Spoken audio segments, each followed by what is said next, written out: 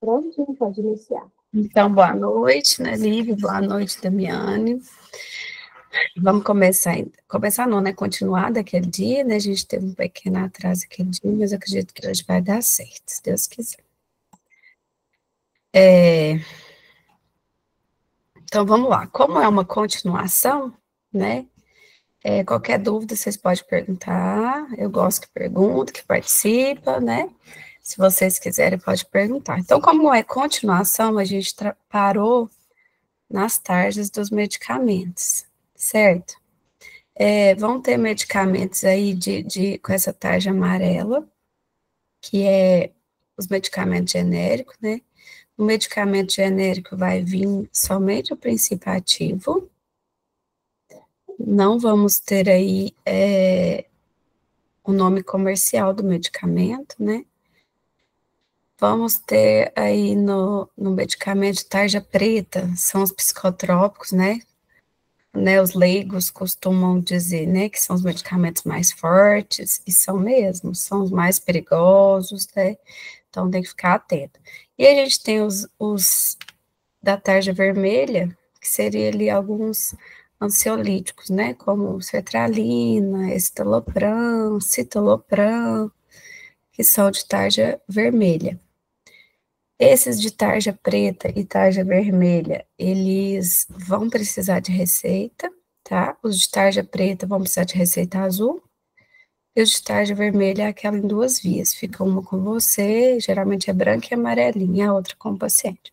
E tem os medicamentos que não tem tarja, né, pode ser vendido sem receita, né, que seria, às vezes, algum analgésico, um paracetamol, uma novalgina, né? Tá dando certinho, Lívia? Tá dando para me ouvir direitinho? Sim, você viu direitinho. Tá bom. Só que no slide ainda está no primeiro. É isso mesmo? Só que o quê? O slide ainda está no primeiro, é isso mesmo? É isso mesmo. Tô só comentando ainda sobre os medicamentos. É isso mesmo, tá? Então, vamos lá. Então, agora, qual que é a diferença entre os medicamentos? Aquele dia a gente começou a falar, mas hoje eu vou, né, explicar mais o certo. Qual que é a diferença? Quando a gente vai lá no médico, ele vai prescrever, geralmente, principalmente para criança, o que que ele vai fazer? Ele vai falar assim, ó, eu não quero genérico, eu não quero similar, eu quero o remédio de referência, que é esse primeiro aí. Esse primeiro, ele é chamado também de referência, ético, de referência, ético, tem outro nome. E original. Ele é chamado desses três nomes. Se alguém falar para você, eu quero ético, né? Eu sempre oriento minhas alunas a quem tiver oportunidade já iniciar para poder ingressar numa farmácia, porque ajuda muito.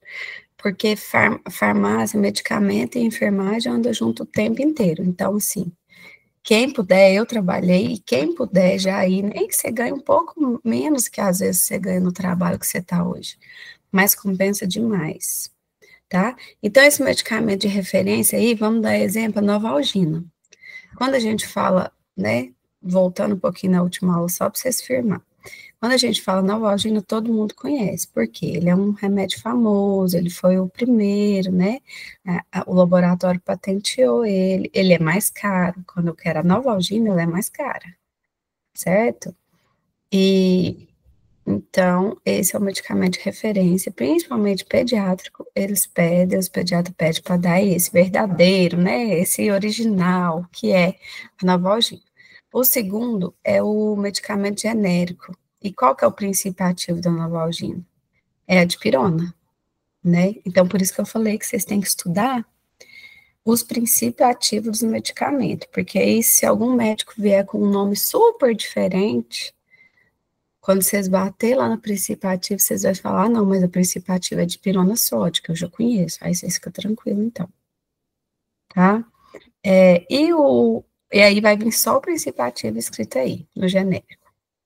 E no medicamento equivalente, também chamado de similar, ele vai vir um nome comercial, vamos supor, vai vir escrito Dipmed ou Dipigina em cima, e embaixo vai vir um princípio ativo também, tá? Todo medicamento que não é genérico, ele é obrigado a vir 2 nomes nele, 2 nomes, o comercial e o princípio ativo. Somente aqui no genérico que vai vir só o princípio ativo, certo? Vou passar.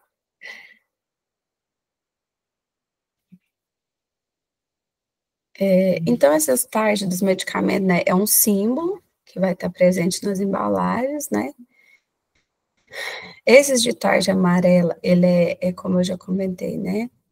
Ele é os medicamentos genéricos, aí vai depender, né? Pode ser um antibiótico, às vezes vai precisar de receita, ou outro que não precisa, aí vai depender. Não precisa reter a receita, às vezes não vai precisar ficar lá em alguns medicamentos. Tem o sem tarja, que eu acabei de comentar, né, que seria aí um Tilenol, também não precisa de receita, seria um medicamento isento de prescrição. E temos aí o que a gente acabou de comentar, o da tarja vermelha, que ele é sob prescrição médica, uma via fica na farmácia, a outra via fica com o paciente, né? São sedativos, ansiolíticos e antidepressivos, como eu dei o exemplo, estalopram, amitriptilina, sertralina, tá? E tem as da tarja preta, que é a ação sedativa ou estimulante do sistema nervoso central. Então, são esses psicotrópicos mais fortes, né, mais delicados em estar cuidando deles. Inclusive, geralmente no hospital eles ficam trancados. A gente vai usar, quando é na ampolinha, né, de vidro, a gente vai usar eles só após conferência, tudo certinho. Geralmente, assim, em hospital menor fica no carrinho de emergência. Então, esse é sobre prescrição médica, né? O abuso desse medicamento pode causar dependência. Tem muitos que nessa tarja vermelha falam, não vou tomar, eu vou viciar, vai mudar meu humor, mudar todo o meu jeito. O humor, às vezes, vai ajudar um pouco, mas ele não causa dependência como esses de tarja preta, certo? O receituário dele é aquele da cor azul, menorzinho, de acordo com a portaria número 344/98. Além disso, é importante ressaltar que esses medicamentos devem ser armazenados adequadamente em um armário com chave, devido ao seu potencial de abuso e dependência. Então, assim, gente, a gente está aí no Setembro Amarelo, né? Então, vamos reforçar. Quem usa esses medicamentos tarja preta, a gente evita estar totalmente entregue ao próprio paciente.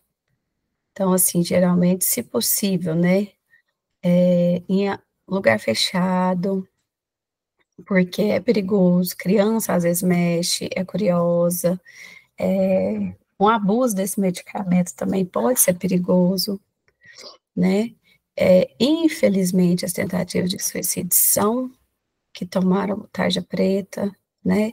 Então, assim, é um medicamento extremamente importante quando a pessoa está em crise, sim, mas tem que ficar atento. Vamos supor, um adolescente, vamos usar com cautela, entrega só um pouco para esse adolescente, né? Vamos supor, entrega 3 comprimidos, então daqui 3 dias ele me pede de novo. Então, assim, gente, vamos ficar atento, porque infelizmente é a realidade, né? Tipo de doses. Aqui a gente tem os tipos de dose, né? A gente tem a dose comum, que é a quantidade versus resposta terapêutica específica em um paciente. Então, o que é isso? Preciso de uma dose ideal, porque se eu der pouco medicamento, se aquela dose for pequena para aquele paciente, pode não ter a resposta terapêutica. E se a dose for muito alta, a gente vai ver aqui mais para frente, pode ser letal para esse paciente. Então, a dose certa é a dose específica ali para a melhora daquele paciente. Às vezes, o médico iniciou com uma dose, não deu para continuar, ele não obteve melhora, ele pode estar tentando aumentar, em caso ele não conseguir, ele pode estar mudando o medicamento. E isso, gente, vocês que são técnicos de enfermagem, estão estudando, tem que ficar atento, porque às vezes vão ter médicos que vão ficar bastante atentos e outros nem tanto, então às vezes vocês vão ter que estar falando. Doutor, parece que o paciente não está melhorando, claro que com jeitinho, né, a gente sabe que são classes diferentes, tem gente de todas as formas, mas é sempre bom estar dando um toque, né, eu até brinco que as técnicas de enfermagem, enfermeiro, ajuda muito no tratamento, porque senão às vezes vai passando batido. Dose terapêutica, né, é a quantidade para alcançar o efeito desejado, né, como a gente já falou, então, essa dose é terapêutica, então essa dose está surgindo efeito. Dose subterapêutica é uma quantidade insuficiente de medicamento. Então, assim, por isso que o médico pergunta peso, né, às vezes tamanho, idade, tudo certinho, como que é a absorção desse paciente, né, vai ter que ver se é por sonda, se não é, para estar sabendo certinho essa quantidade. Lembrando que eu sempre falo o seguinte, que medicamento a gente tem que tomar certinho do jeito que o médico passou, e se caso não der certo, principalmente os psicotrópicos, as pessoas questionam muito, tomei e fiquei com muito sono, não adaptei, mas gente, conversa com o médico, ele diminui a dose, ele aumenta, ele troca o remédio, não fica sem tomar, tá? E não tomar por conta própria, nem muito, nem pouco. Dose de ataque é uma única dose, uma única dose suficiente para elevar rapidamente a quantidade da substância do organismo, né? Às vezes aqui também pode acontecer em situações de emergência, né? Um exemplo, por exemplo, adrenalina numa parada, né? Então, assim, seria uma dose de ataque. Tudo certo, meninas?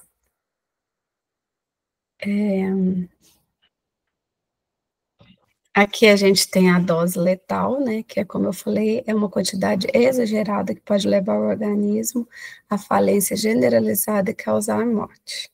Dose tóxica é uma maior quantidade que pode estar trazendo efeitos adversos ali no organismo do paciente. Então, né, não chega a ser letal, mas pode estar trazendo vários efeitos adversos. Dose mínima é menor quantidade que é capaz ainda de produzir efeitos detectáveis. E dose máxima é maior quantidade que pode ser administrada com segurança e produzindo efeitos terapêuticos desejados. Né, geralmente, paracetamol, dipirona, para criança, é a quantidade ali dos quilos, né? Mas vamos supor, uma criança muito cheinha, aí geralmente o médico às vezes não vai deixar dar mais do que 35, 45 gota, então, assim, uma dose máxima que tenha segurança, certo? Lembrando sempre, né, como eu falei, de respeitar as doses indicadas. Não tem como você cobrar do médico, falar, olha, não melhorei, não tô bem, ou se não falar, tomar mais e falar assim, nossa, eu dormi demais, eu não tô melhorando nada. Mas assim, e se fez, já conta de imediato para o médico, né? Porque senão, como que ele vai te ajudar? Então, assim, né, tá fazendo mal que é medicamento, fala, ó, tentei tanto tempo, mas realmente não adaptei, para ver se o médico tá, troca, certo?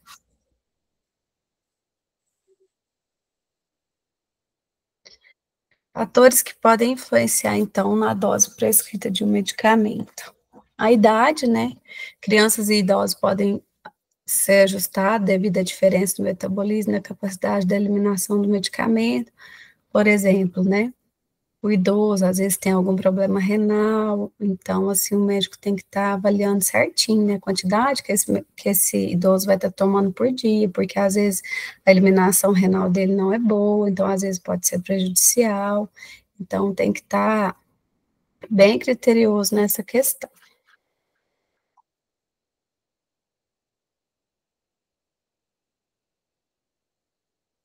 Fatores que podem influenciar a dose prescrita de um medicamento. Então, gênero, né, de repente, de homem ou de mulher tem a diferença. Peso corporal, como eu já falei, né, O médico vai estar sempre ali perguntando o peso para ele analisar qual será a dose, condições clínicas, como eu acabei de falar também. O paciente tem uma disfunção renal ou disfunção hepática, o médico tem que ficar atento nessa dose que ele vai prescrever. E algumas patologias específicas, como doença cardiovascular, diabetes, distúrbio psiquiátrico, pode influenciar na escolha da dose, né? Então, por exemplo, esse paciente já tem a pressão um pouco baixa, e também tem problemas cardíacos, mas ele tem que tomar o remédio das doenças cardíacas, então o médico vai ter que ajustar essa dose para esse paciente, às vezes, não ter muita queda de pressão, né, até hipotensão.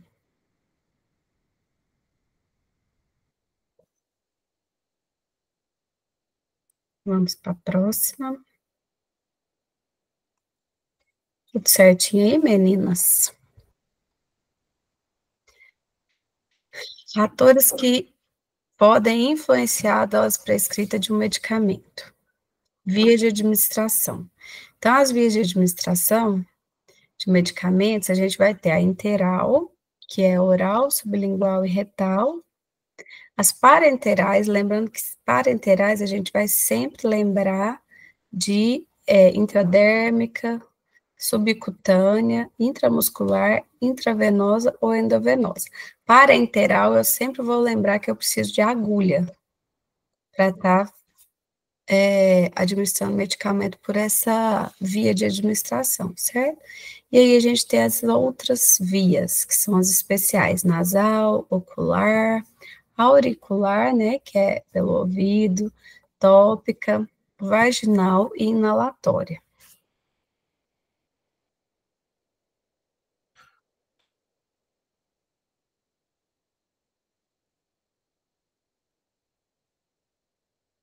Então, aqui vamos falar melhor sobre essas vias parenterais, né, que são as mais usadas. Vias parenterais, a gente vai ter, então, a subcutânea, intramuscular, intravenosa e intradérmica. Todas essas vias eu vou...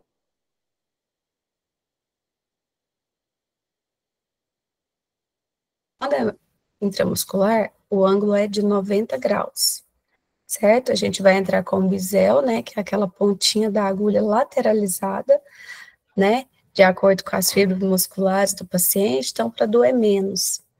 A gente tem a subcutânea, que vai no tecido adiposo, na nossa gordurinha, né, chamado de em ângulo, pode ser de 90 graus, se for a agulhinha de insulina, aquela menorzinha, 13 por 4,5, e a gente pode ser no ângulo de 45, se for com a mesma agulha da intramuscular, certo?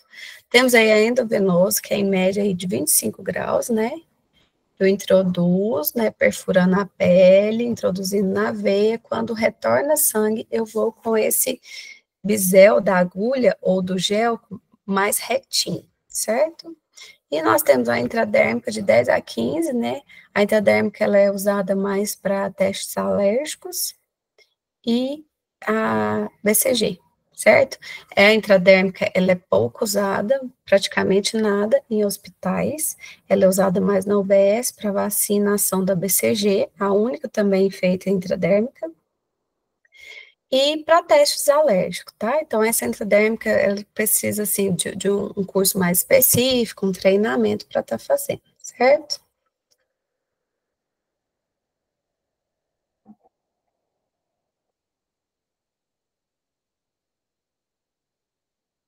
Tipos de efeitos, né? Tipo de efeito dos medicamentos. Eficácia se refere à resposta máxima desejada produzida pelo fármaco, né? Então, teve eficácia, está sendo bom, ele está fazendo o papel dele, certo? Efeito adverso se trata de um efeito prejudicial ou indesejado. Esses efeitos são geralmente previstos nas bulas do medicamento. Efeito colateral é um efeito não intencional, seja ele adverso ou benéfico. Pode ser que nem faça tão mal, mas ele é um efeito colateral ali, não é o que esperava daquele medicamento. Efeitos secundários, a gente tem aí que ocorre como consequência direta do efeito terapêutico desejado do medicamento. A gente tem um exemplo aí da tetraciclina, que é um antibiótico, né, que pode causar descoloração no esmalte dos dentes, mancha os dentes. Então, aí, e também reduz o crescimento ósseo utilizado, quando ele é utilizado em crianças. E o efeito sistêmico se refere ao efeito do medicamento que afeta os órgãos, tecidos e todo o corpo num todo. Então, esse efeito sistêmico é como que aquele medicamento, né, percorreu por todo o corpo, como que foram os efeitos dele ali. Agora, fatores que influenciam a ação e o efeito dos medicamentos. Só um segundo.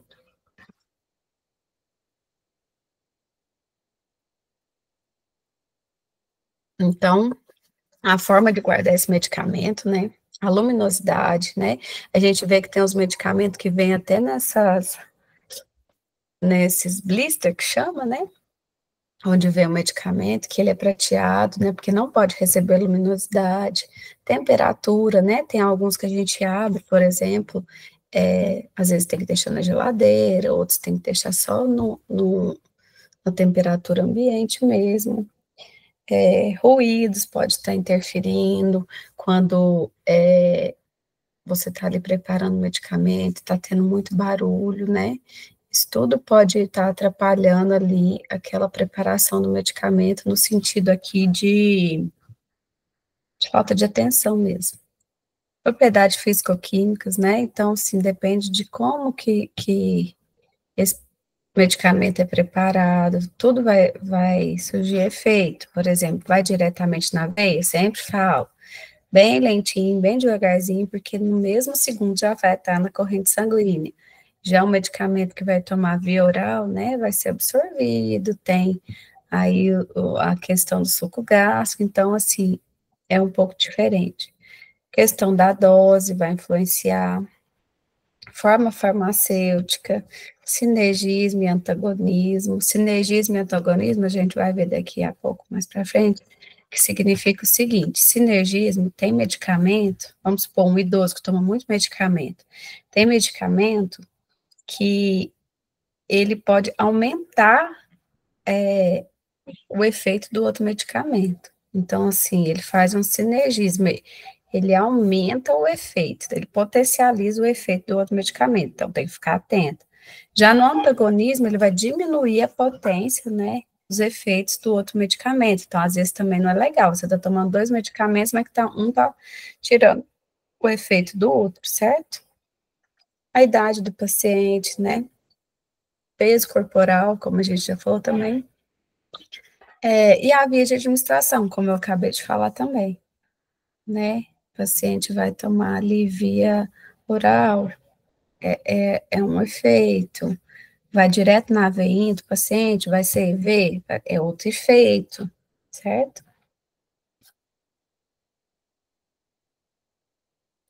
Vias de administração. Então, aqui, falando sempre das vias de administração, né? A gente tem as enterais e as parenterais, lembrando que, como eu falei para vocês, as vias parenterais, isso é extremamente importante, são as vias que eu vou precisar de agulha, intradérmica, intramuscular, endovenosa ou intravenosa e subcutânea. Então, a escolha da via da administração do fármaco pode ser influenciada por diversos fatores: natureza química do fármaco, efeito local ou sistêmico, né? Por exemplo, às vezes eu vou ter uma infecção numa lesão por pressão, né? Que é melhor estar usando um antibiótico local. Ah, não, esse local como é que eu posso dizer? Não foi benéfico, não vimos melhora, então vamos para um antibiótico EV para ver se atua nessa lesão por pressão. Metabolismo do paciente, né? A gente vai ter que considerar a idade, né? Por exemplo, tem idoso que às vezes, né, desidratado, bebe pouca água, ou já tem algumas patologias ali que ele tem essa questão, né, de beber pouca água, então aí com certeza a punção venosa nele vai ser com mais dificuldade. Então, aí, às vezes, o médico vai optar por fazer IM, ou subcutâneo, se for possível. Comodidade do paciente, onde é melhor, isso que a gente acabou de falar também, né? Ah, não, para não ficar desgastando nem a equipe, nem o paciente, vamos, se tem ele, é IM, porque às vezes vão ter o medicamento EV e vão ter o medicamento IM, o mesmo medicamento. Ou um medicamento, ele pode ser feito, né, geralmente vai ser assim, desculpa. Um medicamento pode ser feito nas duas vias, tá?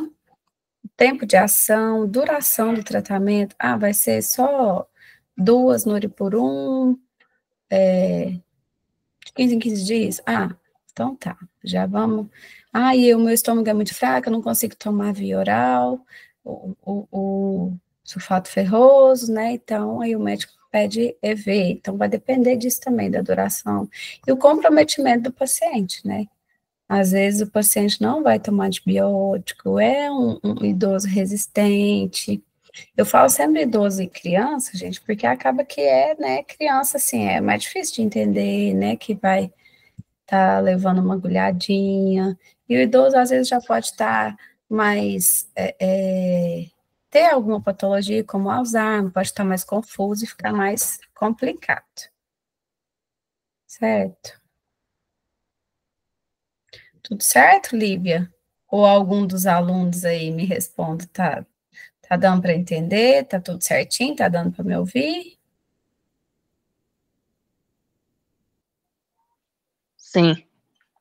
Obrigada. Então, via de administração parenteral de administração sistêmica. Então, voltando aqui, que é super importante, né? Administração enteral, trato gastrointestinal. Então, quando eu falar assim, quais são as vias de alimentação enteral, a gente vai lembrar da sonda nasointeral, certo? A gente vai lembrar de todo o trato gastrointestinal, que começa na boca e termina no ânus, certo? Então, aí a gente já lembra, ó, via oral, via sublingual e via retal.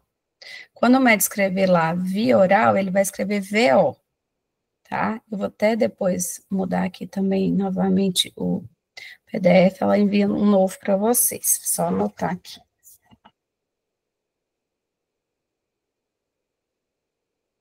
Via oral, via sublingual e via retal. Então, via oral, a gente tem aí, né, vários medicamentos, temos aí os analgésicos, anti-inflamatórios, né, em cápsula, em comprimido. O sublingual, a gente usa muito, tem o Rivotril, né, que é colocado em caso de crise, quem tem crise de pânico, existe o Rivotril sublingual, e geralmente, às vezes, em caso de hipertensão arterial, o médico usa medicamentos para pressão mesmo, tipo captopril, ele não é sublingual, mas o médico usa como sublingual para fazer uma absorção mais rápida, tá?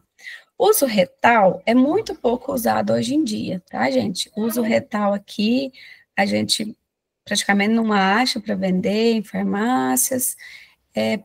Basicamente, o uso retal a gente vai ter que só os supositórios mesmo, tá? Então é isso, o médico vai escrever lá, medicamento SL, que é sublingual, ou VO, que é os de via oral. Lembrando assim que jamais eu posso trocar, por exemplo, o médico passa lá Plasil, né? Que lembra que eu falei para vocês que vocês têm que estudar os princípios ativos? Plasil todo mundo conhece, mas se eu falar metoclopramida, às vezes não conhece. Então, vamos supor que o médico prescreve lá o metoclopramida, que é o mesmo Plasil, via oral. E aí vocês vai e muda para fazer ele IM ou EV. Não pode, jamais, tá? Se caso o paciente pedir ou você achar que é melhor por algum motivo, pede o médico para prescrever antes de fazer, tá?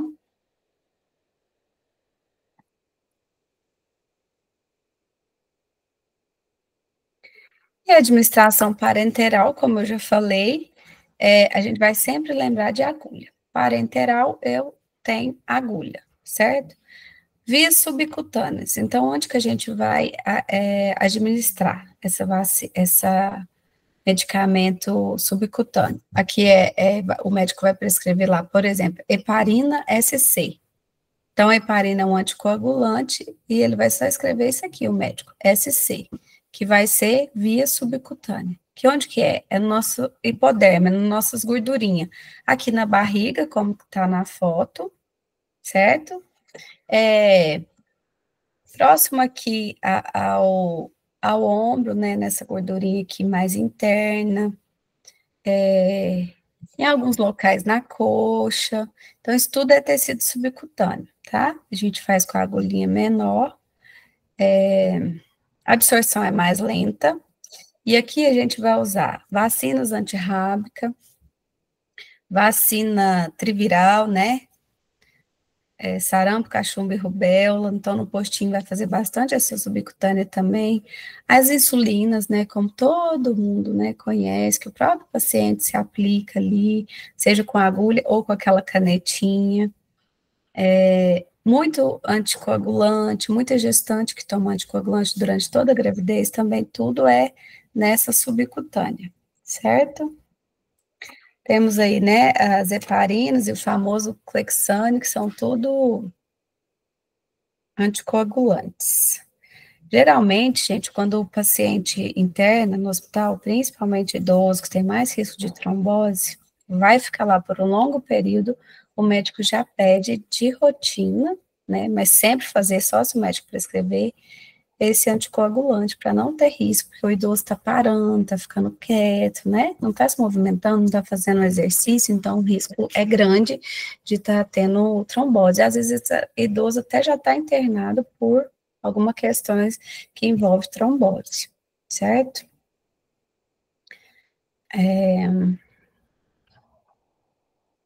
Locais de aplicações, falei, braço direito e esquerdo, abdômen, nádegas, coxa, onde houver mais acúmulo de gordura.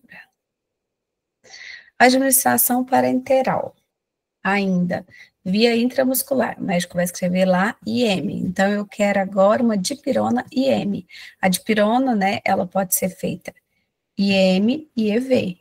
Então, beleza, o médico passou EV, eu faço EV, passou IM, eu faço IM, nunca trocar, tá bom? Então, será no tecido muscular, né? Essa liberação é mais lenta comparado à via endovenosa. A via endovenosa, gente, é que vocês têm que ter mais atenção, mais cuidado. Por quê?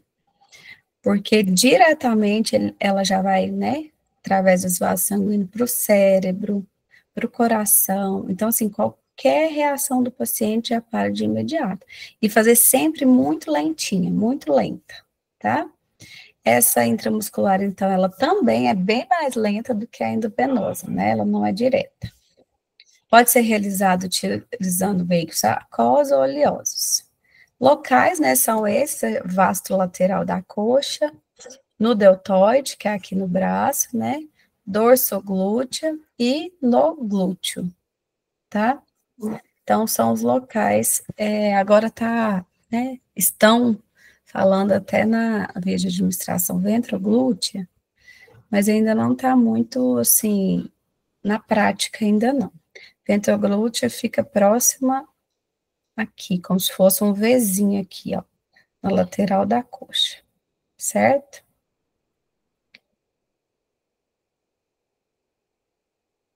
Ainda a administração parenteral, eu ainda preciso de agulha, aqui ela está funcionando com um gel, desculpa, com o scalp, né? O bisel para cima, que é o bisel? Aquela aberturazinha da agulha, certo?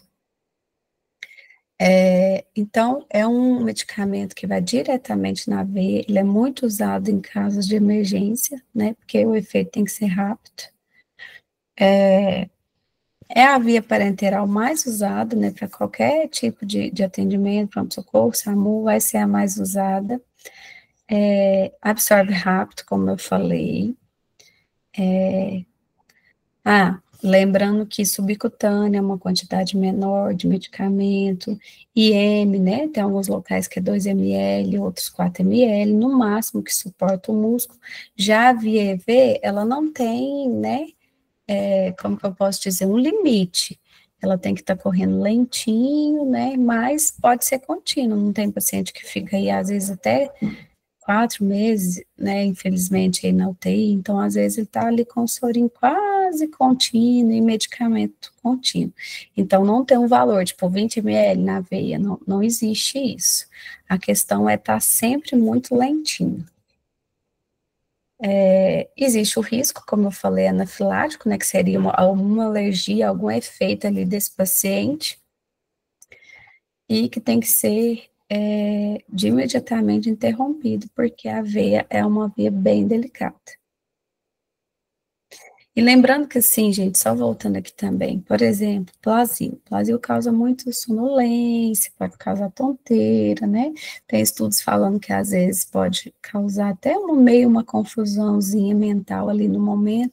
Então, assim, já fica preparado para esse tipo de efeito que é esperado, e alguns deles a gente até fala com o paciente, ó, senhor, já vamos fazer deitado? Principalmente homem, já vamos fazer deitado?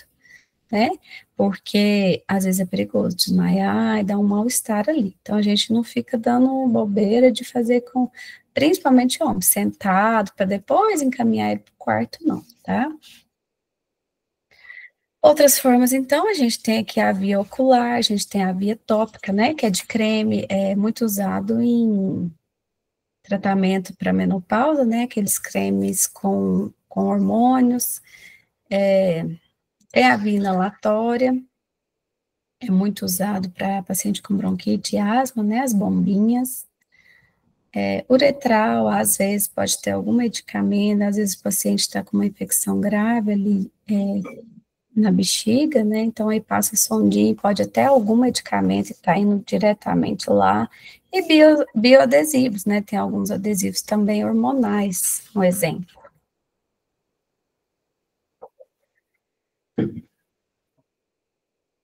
Aqui a gente tem as liberações do fármaco, né?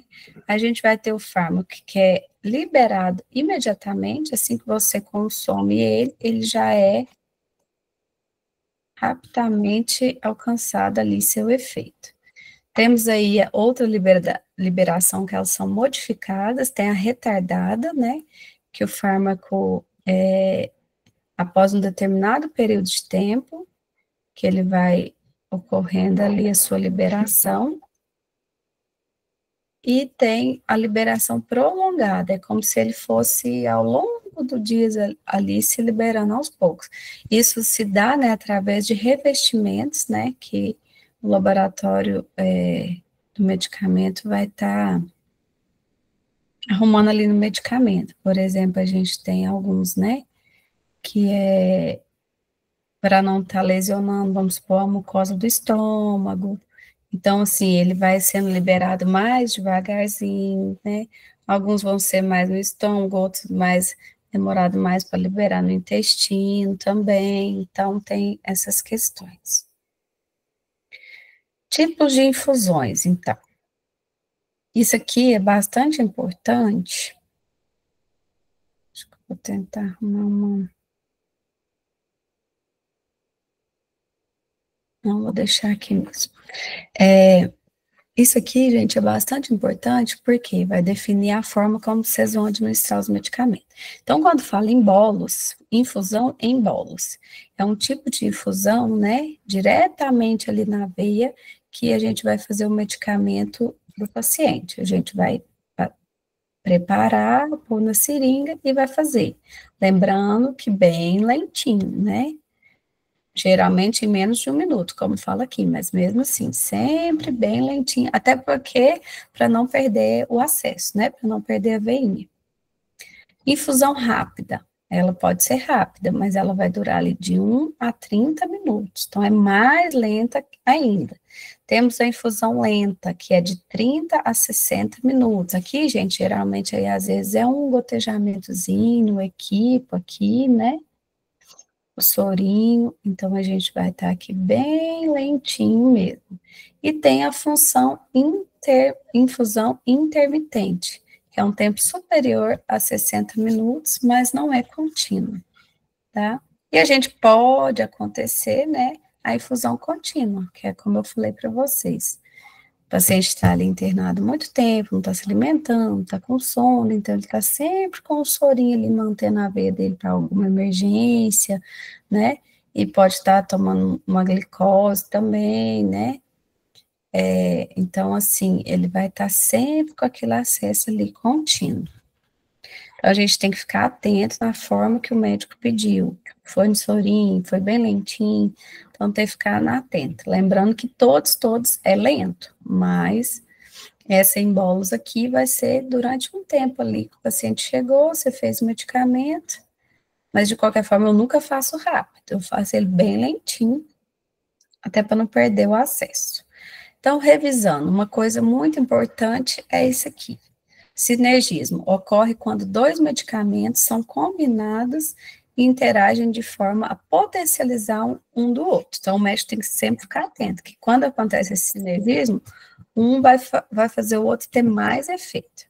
E esse antagonismo aqui é o fenômeno que um vai reduzir ou bloquear o efeito do outro. Então, às vezes, como eu falei para vocês, não adianta, às vezes estou tomando muito remédio, mas um não bate com o outro, um tira o efeito do outro. A questão do antagonismo, gente, é super importante quando, às vezes, infelizmente, eu sempre falo, os 5 certos, hoje a gente tem por volta aí de 13 certos ou mais, mas eu sempre foco nesses 5 certos. O que são eles? Paciente certo, eu sempre tenho que conferir antes de fazer o medicamento. Paciente certo, a dose certa, né? Que não adianta você fazer no paciente certo, mas aumentar a dose ou diminuir. A hora certa, a via certa e o medicamento certo. Então, esses 5 eu sempre cobro, tá? Não vou cobrar de vocês aqui na prova, porque nem cheguei a colocar nos slides, mas para a vida de vocês. Inclusive, quando vocês preparam o medicamento, vocês vão e sempre coloca ali na fita crepe. Preparei o medicamento, o que eu tenho que pôr ali na fita crepe para levar na minha bandeja? Paciente certo, lembrando que é sempre o nome todo, dose certa do medicamento, medicamento certo, a hora certa e a via certa, porque eu tenho que saber a hora certa de eu fazer aquele medicamento também, tá? Ah, lembrando aqui então, eu tenho que saber tudo certo? Tem que saber tudo certo, mas infelizmente pode acontecer erros, né? Eu até brinco que em outras profissões pode, mas na saúde não pode, né? Então, se esse antagonismo pode ser que, vamos supor que fez o medicamento errado, na hora errada. Então, chega, conta para o médico, fala, ó, doutora, eu fiz tal medicamento, porque pode existir um antagonista, que se você vai e faz outro medicamento para diminuir essa potência aqui ou bloquear, certo? Então, isso aqui é importantíssimo, esses dois aqui. Agora, umas curiosidades e dicas na farmacologia. Você sabia que tem alguns medicamentos que têm os horários predeterminados para tomar alguns medicamentos? Então, algumas medicações têm um horário certinho e o porquê que elas têm que ser tomadas àquela hora. Por exemplo, existe uma razão básica para tomar um antihipertensivo à noite? Sim, por quê? Porque tomar antihipertensivos à noite ajuda a reduzir a pressão arterial, né, melhorando ali até o sono e equilibrando os níveis e diminuindo os riscos associados à hipertensão. Então, assim, de manhã, pode ser que, né, ao levantar, ao agitar ali de manhã, às vezes é o horário de pico de aumentar a pressão arterial. Então, os médicos tem alguns que pedem de manhã e alguns outros, né, que pode abaixar muito e dar sono, o médico pede para tomar à noite, tá? 2, remédios para asma, qual o melhor horário para fazer o uso? Os broncodilatadores de consideração são geralmente usados para aliviar os sintomas agudos da asma, como falta de ar e chiado no peito. Aqueles que o paciente fica parecendo uns gatinhos, né? Então,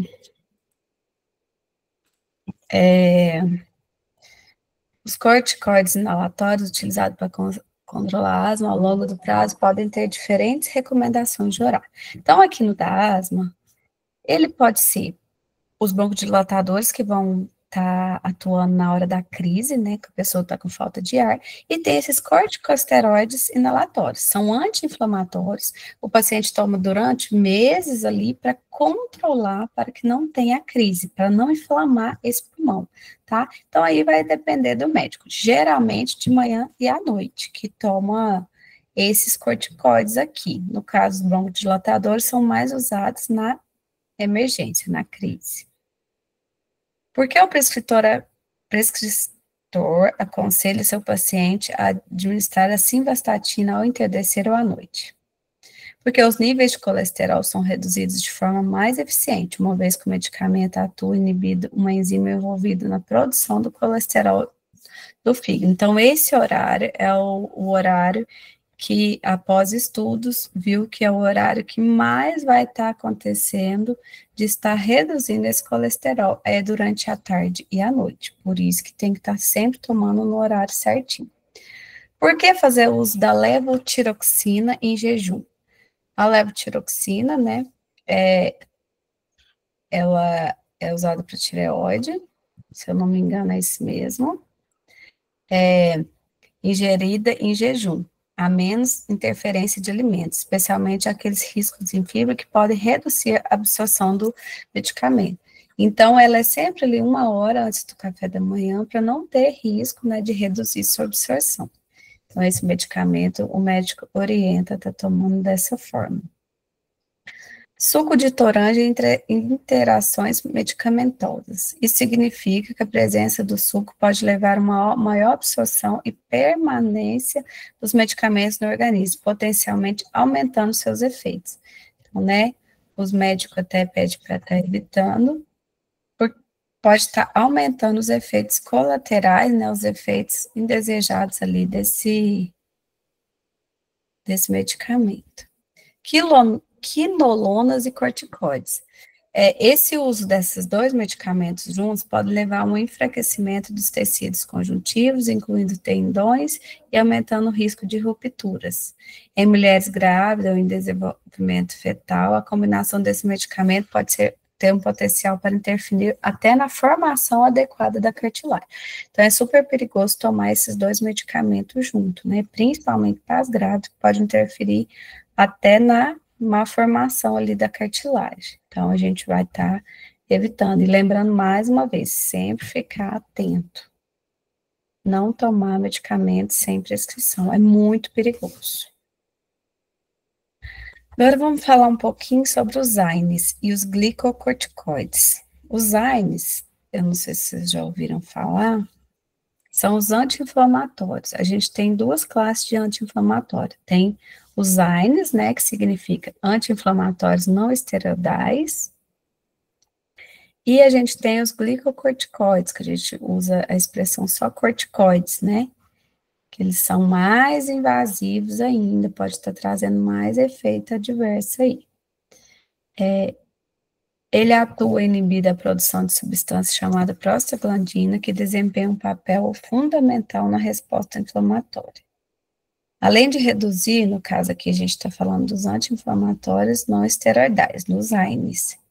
Além de reduzir a dor e a inflamação, eles têm também efeitos antipiréticos, né? Então, ele diminui a febre também. Temos aí um exemplo, ibuprofeno, né? Ele é para febre e anti-inflamatório. Um dos principais efeitos adversos desse medicamento é a irritação no trato gastrointestinal, podendo levar ao surgimento de úlcera no estômago e no intestino. Então, gente, às vezes o paciente que tem, né, por exemplo, reumatismo, né, essas doenças inflamatórias e tomam muito os AINES, que são os anti-inflamatórios não esteroidais, eles podem ter muito problema de estômago, né, histórico de úlceras repetitivas, né, que são as lesões no intestino ou no estômago. No estômago a gente chama de úlceras estomacais ou gástrica ou úlceras duodenais, que é ali na primeira porção do intestino, tá?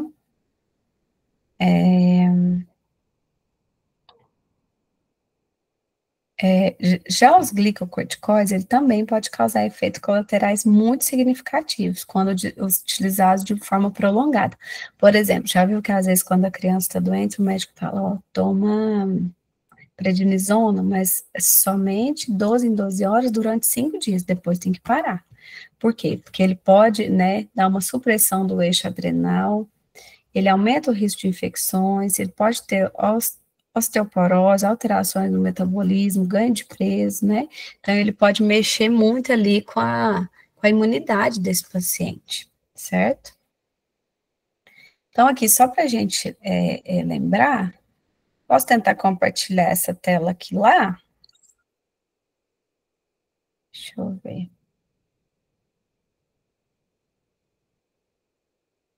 Tá aí, Lívia? Oi, como que é?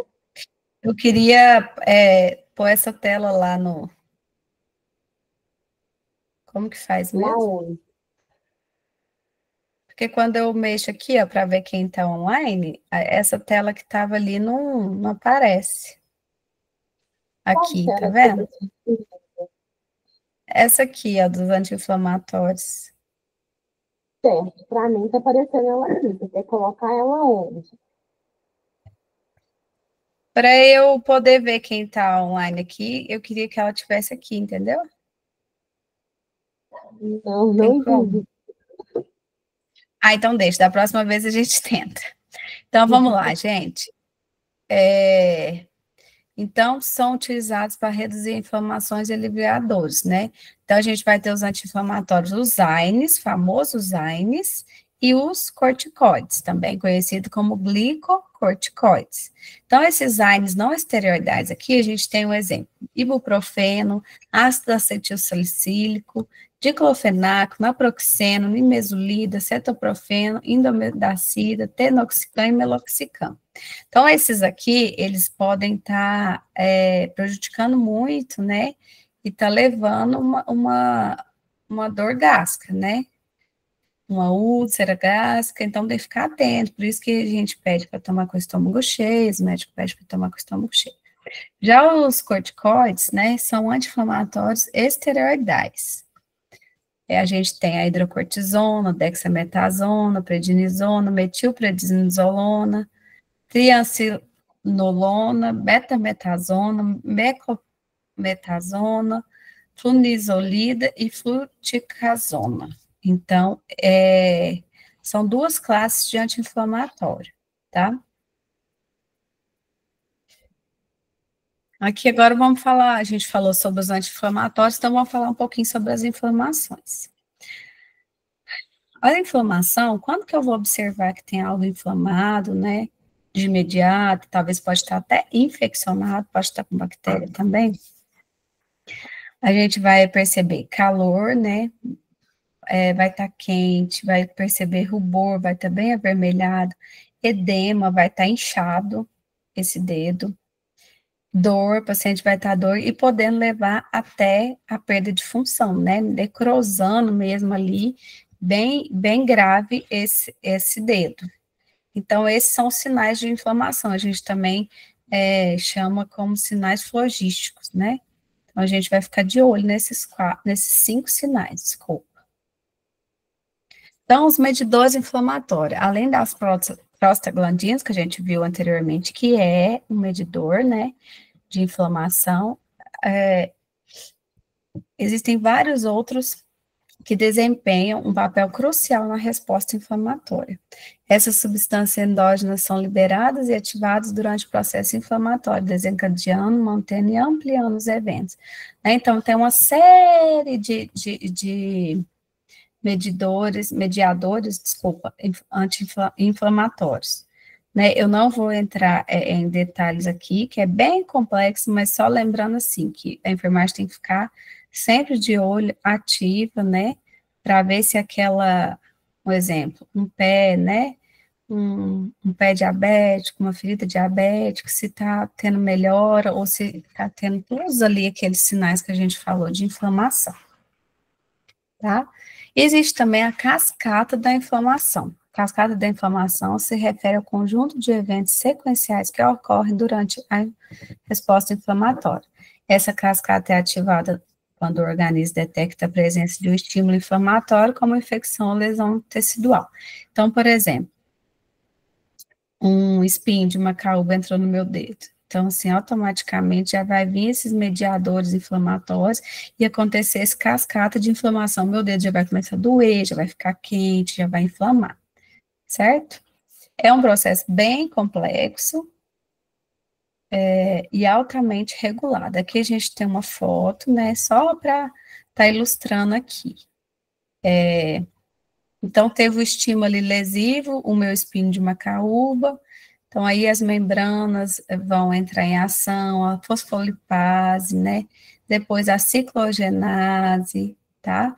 E depois, quando aconteceu tudo isso, esses mediadores, teve ali essa cascata, né, através de todos os mediadores, a cascata da inflamação. Temos também a prostaciclina, que vai fazer a vasodilatação e inibição da agregação plaquetária, a prostaglandinas, que é a sensibilidade, vou sentir dor, febre, dilatação, agregação plaquetária, por isso que eu tenho que ficar atenta em ferimentos maiores, porque vai acontecer ali coágulos, né? Vamos supor, teve um corte grande na perna, né? Uma cirurgia, então tem que ficar atenta. Tromboxana, agregação plaquetária e vasoconstrição. Aqui, além de ter essa agregação plaquetária, perigoso coagular, ainda vou ter a vasoconstrição para fechar o vasinho.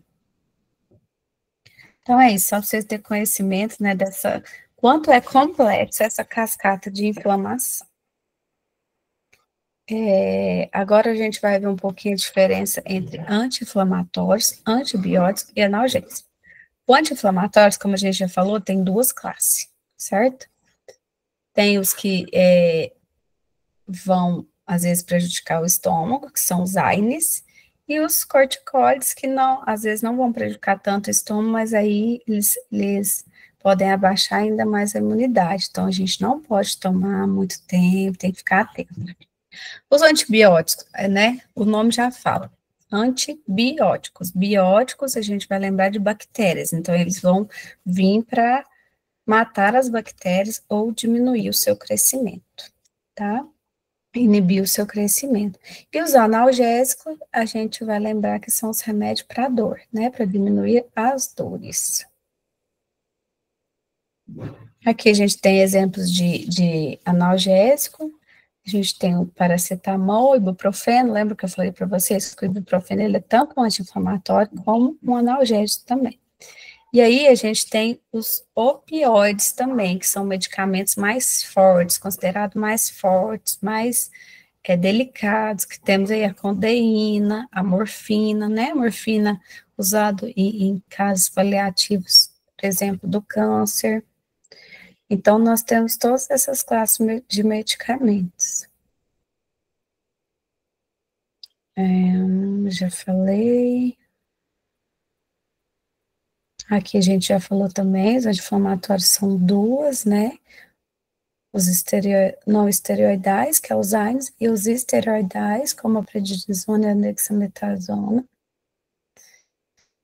Agora a gente vai falar um pouquinho sobre os analgésicos gerais e locais. Então, os analgésicos gerais são utilizados quando se deseja induzir uma depressão global e reversível do sistema nervoso central, resultando na perda da percepção e da consciência do paciente.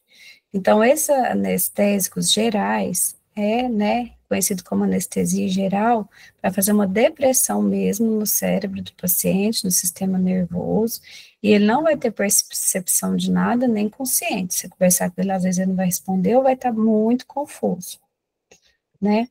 E também tem os anestésicos locais, que não vão alterar em nada o nível de consciência, e geralmente são utilizados em procedimento específico, né?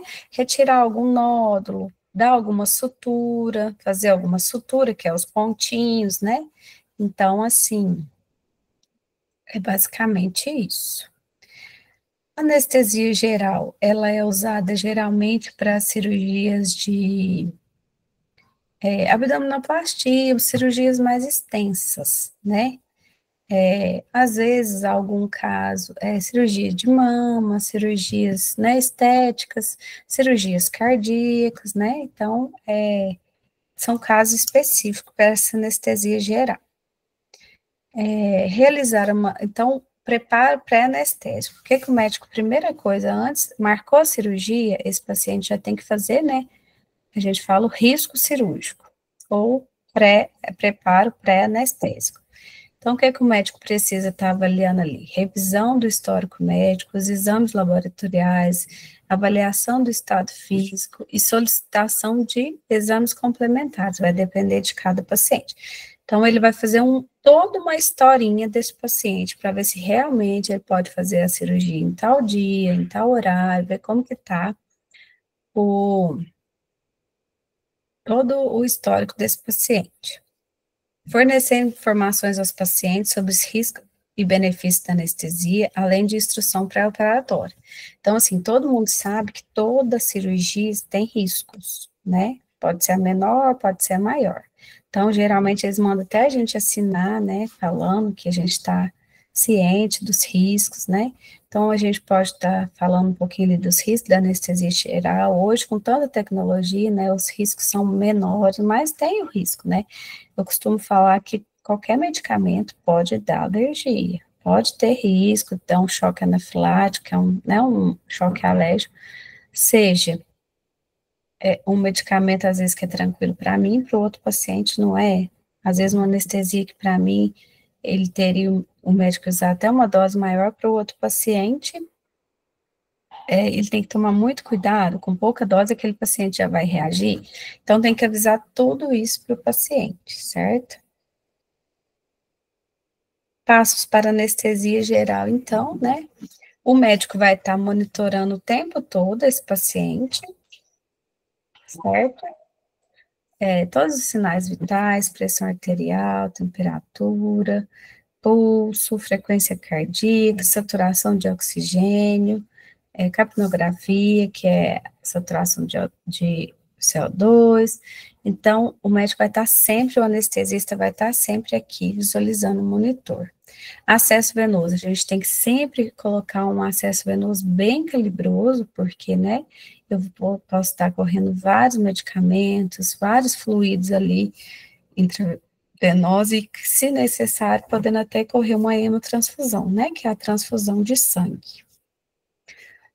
Pré-oxigenação. Antes da indução anestésica, o médico fornece bastante oxigênio para o paciente, pede ele para respirar, né? Expandir bastante o pulmão para ajudar e evitar uma hipoxemia na hora de cirurgia. O que é hipoxemia? Hipo, baixo. Semia é oxigenação, tá? Então, aqui, passos para anestesia geral. Passo para anestesia geral. Indução anestésica. Nessa etapa, o anestesista administra medicamentos para induzir o estado de consciência e analgesia necessário para o procedimento cirúrgico. Então, nessa indução anestésica aqui, ele pode estar usando alguns hipnóticos endovenosos, alguns opioides, ou relaxantes muscular, ou anestésicos inalatórios. Então, vai depender de cada paciente. Tem alguns pacientes, então, que ele já pode começar, né, pôr no nariz ali para o paciente respirar, o paciente já começar a adormecer. Em outros, o médico vai preferir os endovenosos, na veia do paciente, certo? Então, se esse paciente está fazendo uma anestesia geral, lembrando que a anestesia geral, a gente sempre vai estar intubando o paciente, a gente, o médico, e o médico anestesista, né? Lá no bloco vai ter o médico anestesista, vai ter circulante, vai ter o cirurgião, vai ter instrumentador, certo? Então, o médico, após a indução anestésica, né, geralmente com essa máscara, ele vai ventilar um pouco esse paciente e, em seguida, ele vai acontecer a intubação. O que é a intubação? É um tubo que vai até a traqueia desse paciente. E, logo em seguida, vai entrar com a ventilação mecânica. Esse tubo vai estar aqui na traqueia do paciente, até próximo aos pulmões, e ele vai estar conectado ao ventilador mecânico, que é um respirador, né? Ventilador mecânico, ele vai respirar para o paciente. Esse paciente está totalmente relaxado, está inconsciente, então a máquina vai estar respirando para esse paciente durante a anestesia e durante o tempo que estiver acontecendo a anestesia. Passos para anestesia geral. Então, feito isso, então, o médico vai manter essa anestesia. Então, ele entrou com os medicamentos, conseguiu entubar esse paciente, aí agora ele tem que manter, fazer a manutenção dessa anestesia, seja pela parte inalatória, né, pelo nariz, que o paciente vai respirar os medicamentos inalatórios, ou pela via endovenosa. Ele vai o tempo inteiro monitorando e mantendo. Vamos supor que o paciente começou a mexer, o médico tem que aumentar um pouquinho os medicamentos, né? Ah, a cirurgia já está acabando, então não tem problema. Então, assim, o médico tem que ser o tempo inteiro atento, o anestesista. Recuperação anestésica, né? Após a conclusão da cirurgia, o anestesista vai retirando, ele vai retirando aqueles medicamentos aos poucos, os anestésicos, e o paciente vai voltando a se recuperar. Nesse momento, tem que ficar muito atento, porque a partir de agora ele vai voltar a respirar sozinho, né? Então, vai extubar o paciente, vai tirar o tubo, e esse paciente vai voltar a respirar sozinho. Tem paciente que às vezes assusta, tosse muito, estranho, porque, né, o tubo vai ainda estar ali na traqueia dele e ele vai estar acordando. Então, deve ficar bem atento. Próximo a isso, a gente tem hoje a RPA, né, que é uma sala de recuperação pós-anestésica, que o anestesista ainda continua observando esse paciente, ver se está tudo certo, se está tudo ok com ele, se não teve nem uma emergência ali. Passo para anestesia geral, então, como a gente já falou, mas aqui a gente fala mais específico dos anestésicos de inalação. São dois tipos de anestésico, a gente tem os gases voláteis, né? Desculpa, os agentes voláteis e os gases. Os voláteis são líquidos que formam em gases. Que vai vir aqui nessa máscara para o paciente respirar e já ir acontecendo a depressão do sistema nervoso central, ele vai dormindo. E temos aí os gases também, tem esses dois tipos de anestésicos de inalação. Pode ter cirurgias que vão ter só esse de respiração e o médico já intuba, ou pode ter só o endovenoso, ou pode ter os dois combinados, o remédio na veinha com esse de respirar na máscara. É isso, meninas, por hoje. Deixa eu vir aqui. É isso. Alguma dúvida? Pode perguntar. Terminamos o material de hoje. Qualquer dúvida? Tudo certo, Lívia? Certinho, então, Lidiana, muito obrigada. Menina, tem alguma dúvida? Se tiver, gente, pode anotar, viu? Pode anotar aí, me falar agora ou falar depois, anotar durante a aula, tá bom? Eu perdi a aula porque eu estava com a minha filha no hospital. Mas deixa eu te perguntar, esse que você passou aí vai estar lá no ProESC? Vai sim, viu? Eu vou anexar juntamente com a aula. Amanhã mesmo já tá lá. Certinho, então. Obrigada, viu, gente?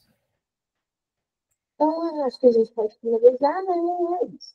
Muito obrigada, viu, Lídia? Obrigada. Tchau, Lívia. Tchau para vocês.